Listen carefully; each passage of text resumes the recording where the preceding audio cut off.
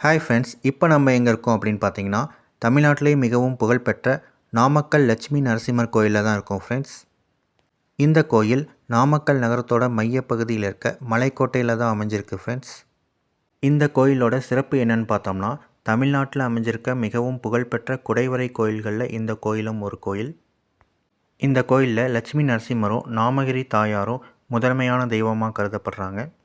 கணித மேதையான ராமானுஜருக்கு கணிதத்தில் ஆராய்ச்சி மேற்கொள்ளும் போது ஏற்பட்ட சந்தேகத்தை இங்கே உள்ள நாமகிரி தாயார் தான் கனவுல வந்து தீர்த்து வச்சதாக நம்பப்படுது.